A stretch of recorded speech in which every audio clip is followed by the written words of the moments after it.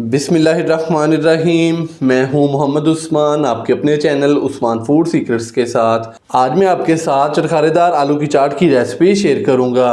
माशाल्लाह से ये इतनी मज़ेदार बनती है कि आप बाकी तमाम चाट्स को भूल जाएंगे और इसको बनाना बहुत ही आसान है और बड़ी ही जल्दी तैयार हो जाती है।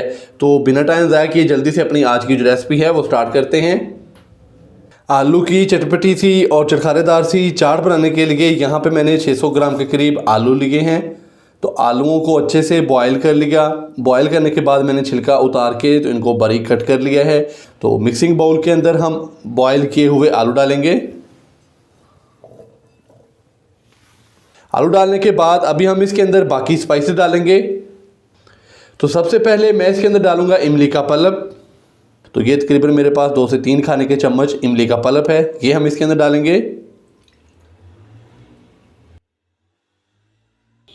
1 खाने का चम्मच लेमन का रस डालेंगे।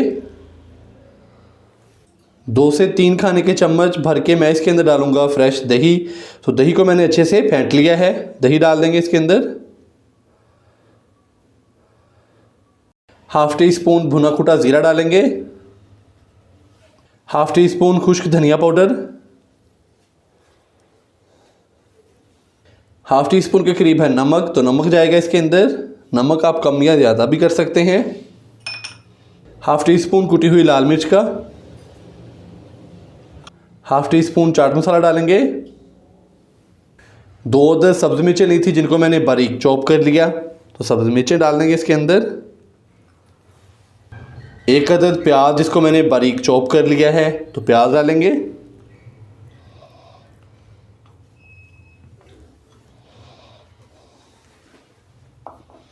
थोड़ा सा बारीक कट किया हुआ सब्ज़ धनिया डालेंगे, तकरीबन 1 खाने का चम्मच है। तो सब्ज़ धनिया को बारीक कट कर लिया है मैंने। स्पाइसेस डालने के बाद अभी मैं इसको अच्छे से मिक्स करूँगा। स्पाइसेस आप कम या ज़्यादा कर सकते हैं, उसका कोई मसला नहीं। अगर आपको जो स्पाइसेस हैं वो ज़्यादा पसंद हैं तो आप इसके अंदर स्पाइसेस ज़्यादा भी डाल सकते हैं।